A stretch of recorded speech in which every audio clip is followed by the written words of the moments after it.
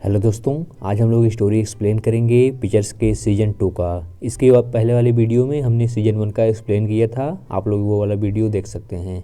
अभी चलिए सीजन 2 की कहानी शुरू करते हैं। मुंबई का एक नॉर्मल सा दिन। नवीन की कंपनी जागृति चल चुकी है और उसके साथ अब एम्प्लॉय भी काम करते हैं, तो वो एक जगह पर एक नए ऑफिस में शिफ्ट होना चाहता है और उसी के लिए एक ऑफिस देखने आया है। नवीन की टीम अब 24 की हो गई थी और नवीन सबको मोटिवेट कर रहा था और कह रहा था कि सीरीज ये लोग जल्द ही कंप्लीट कर लेंगे। लेकिन इनको ही पता था कि इनकी हालत अभी खस्ती है और ये लोग नए नए इन्वेस्टर की तलाश में लगे रहते हैं। ये लोग एक बड़ी कंपनी केसी इंटरप्राइजेज को मनाने में लगे हुए थे और ऐसे ही एक मीटिंग में इनकी मुलाकात भाटी से होती है और फिर भाटी इनको मोटिवेट करता है कि कुछ ऐसा अलग करो कि इन्वेस्टर तुम्हारे पीछे खुद ही भाग कर आ जाएं। अब नवीन ने मोटिवेट होकर लंबा खर्चा करने का सोचा।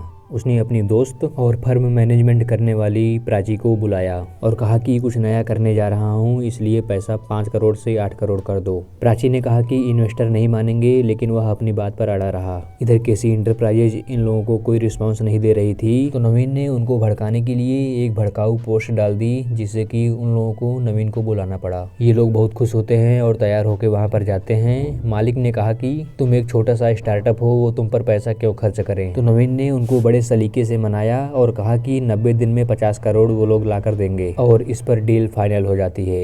ये लोग काफी खुश होते हैं और पैसे का इंतजाम करना शुरू करते हैं। लेकिन अगले ही दिन पता चलता है कि केसी ग्रुप ने अल्फा वन नामक कंपनी से डील कर ली है और ये लोग अब बैकफुट पर आ गए हैं और इनको कोई इन्वेस्टर नहीं मिलने वाला है।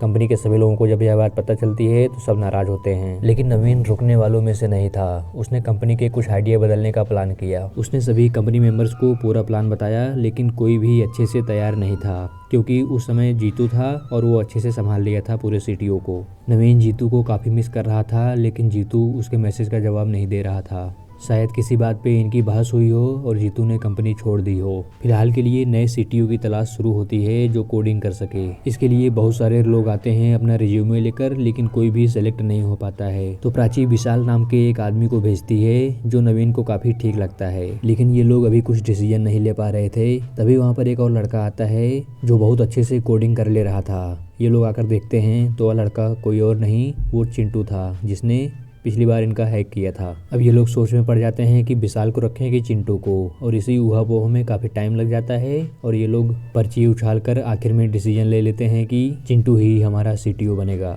उसके बाद जोरों शोरों से वेबसाइट पर काम शुरू हो जाता है। 1 महीने का टारगेट लिया जाता है लॉन्च करने के लिए और धीरे धीरे समय बीत जाता है।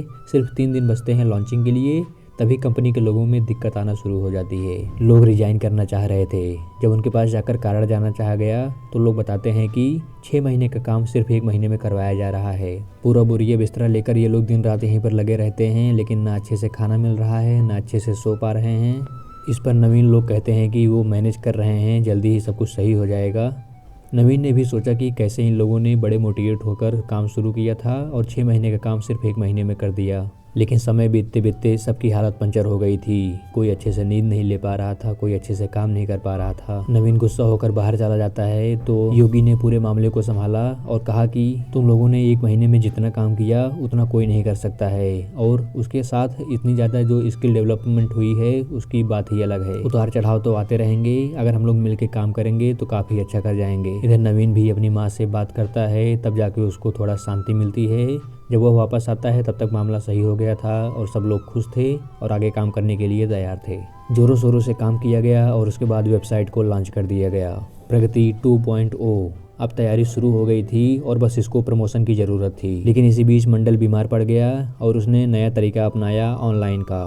उसने अपने दोस्त और यूट्यूबर रवि राम रस्तोगी, उसके अलावा अन्य बड़े यूट्यूबर से भी कनेक्शन किया और सबसे प्रमोट करने के लिए कहा, और कुछ ही दिनों में उसकी कंपनी काफ़ी ज़्यादा प्रमोट कर चुकी थी। इधर प्राची भी इन्वेस्ट कराने में थोड़ा लेट कर रही थी, इसलिए नवीन ने खुद जाकर इन्वेस्टर तलाश करने की कोशिश की। ये लोग कई इन्वेस्टरों के पास जाते हैं और आश्चर्यजनक रूप से इन लोगों का काम आगे बढ़ता गया और सभी ने हाँ कर दी। अब ये लोग बहुत खुश थे कि कंपनी अब आगे बढ़ जाएगी। इसी बीच प्राची को भी नवीन ने मना कर दिया और उस पर गुस्सा भी हुआ। इससे प्राची उठकर चली जाती है। उसके बाद नवीन भाटी की पार्टी में जाता है और वहाँ पर प्रभास भी आया हुआ था, अल्फा वन का मालिक और जिसने नवीन का काम बिगाड़ा था। दोनों में बातचीत होती है और नवीन अपना काम बताता है कि वह कितना आगे बढ़ रहा है, तो प्रभास भी इस बार कुछ और करने का सोचता है। अगले दिन नवीन ने एक इन्वेस्टर से बात की तो उसने मना कर दिया। उसके बाद फ़ोन पे दूसरे इन्वेस्टरों से बात की, उन्होंने भी मना करना शुरू कर दिया और आखिर वाले इन्वेस्टर ने भी मना कर दिया। उसने कहा कि तुम्हारी कंपनी अभी तो घाटे में चल रही है, तुम आगे कैसे कर पाओगे। तब जाके नवीन को अपने लॉस के बारे में पता चलता है और वह जाकर सब पर खूब चिल्लाता है।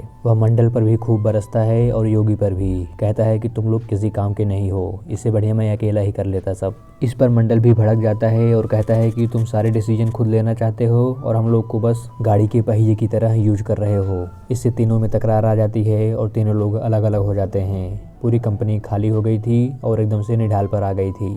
मंडल और योगी अपने अपने घर चले जाते हैं। जब नवीन का गुस्सा शांत होता है तो सबको मैसेज करता है, लेकिन कोई भी जवाब नहीं देता है। इधर नवीन को एक आदमी ने मीटिंग के लिए बुलाया और उसने वहाँ पर प्रभास को भी बुला लिया था। प्रभास ने कहा कि तुम्हारी कंपनी अब खत्म होने वाली है, इससे अच्छा है कि तुम हमारे साथ आ जाओ और हम तुम्हारा उद्धार कर देंगे। नवीन उसके बाद कुछ नहीं बोल पाता है और बहुत ज़्यादा परेशान हो जाता है। इधर घर पर मंडल का चेहरा उखड़ा देखकर उसके भाई ने उसको समझाया कि ये सब गलतियाँ तो होती रहती हैं, लेकिन तुम लोगों को आगे बढ़ना चाहिए। इस पर मंडल सब कुछ भुलाकर फिर से ऑफिस में जाता है। ऑफिस में गपशप चल रही थी कि उनकी कंपनी अब बिकने वाली है और इसलिए लोग छोड़कर जाने के लिए कह रहे थे। मंडल ने आकर लोगों को समझाया कि हम लोग कोशिश कर रहे हैं कंपनी को बचाने के लिए, लेकिन अगर आप लोग जाना चाहते हैं तो जा सकते हैं। और आधे लोग छोड़कर चले जाते हैं, बस आधे लोग ही बचते हैं। उसके बाद मंडल ने किसी तरीके से योगी को बुलाया और एक जगह पर ये तीनों लोग मिलते हैं, लेकिन इनके बीच दूरियां बढ़ी हुई थी और कोई भी एक दूसरे को सॉरी बोलने के लिए तैयार नहीं था।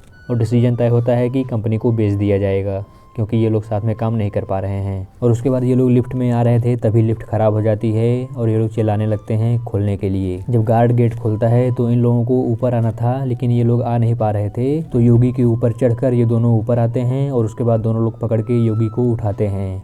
तब इनको समझ में आता है कि तीनों लोग एक साथ रहेंगे तभी ज़्यादा मजबूत रहेंगे। और नवीन योगी से सॉरी बोलता है और उसको रोते हुए गले लगाता है। तीनों के गिले शिकवे दूर हो गए थे और ये लोग फिर से तैयार हो गए थे कंपनी को बचाने के लिए। और अब बारी थी प्राची को मनाने की। प्राची को जब पता चलता है कि ये लोग कंपनी नहीं बेच रहे हैं तो प्राची खुश होती है और आगे काम करने के लिए हाथ बढ़ाती है। अब सभी लोग मिलकर काम शुरू कर देते हैं। कंपनी में जो भी दिक्कतें थी, जो भी लोन वगैरह थे, सबको निपटाने की कोशिश की जाती है।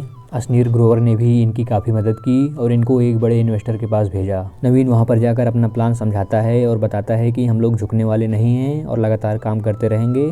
उसके बाद नवीन वापस आता है और देखता है कि कंपनी के खर्चे कम करने के लिए सामानों को बेचा जा रहा था। कंपनी उस मेल का इंतजार कर रहा था जिससे इन्वेस्टर मिल सकें, लेकिन मेल पर आता है कि हम आप पर इन्वेस्ट नहीं करेंगे और आखिरी चांस भी ख़त्म हो जाता है और ये लोग काफ़ी ज़्यादा परेशान हो जाते हैं। तभी वहाँ पर केसी इंटरप्राइजेज का मालिक आता है। तुम लोग इतनी ख़राब हालत में भी कैसे खड़े हो, मुझे आश्चर्य होता है। तो इन लोगों ने कहा कि हम लोग कुछ बड़ा करने आए थे, ख़त्म होने नहीं। हमने जो डिसीजन ले लिया है उस पर काम करते रहेंगे और कभी न कभी तो बड़ा बनेंगे ही। केसी उससे काफ़ी इंप्रेस होते हैं और कहते हैं कि अल्फा वन के साथ उनका काम अच्छा नहीं चल पा रहा है, इसलिए वो अब तुम लोग को हायर कर रहे हैं, क्योंकि उन्हें तुम जैसे मेहनती लोगों की ज़रूरत है। और डील डन हो जाती है। ये लोग काफ़ी खुश होते हैं क्योंकि इनको एक बड़ा इन्वेस्टर मिल गया था और अब कंपनी आगे बढ़ने वाली थी। इन लोगों ने अपनी नई वाली कंपनी में शिफ्ट कर लिया और लोगों को भी बुला लिया और ये लोग काम करने के लिए आगे तैयार हो गए थे।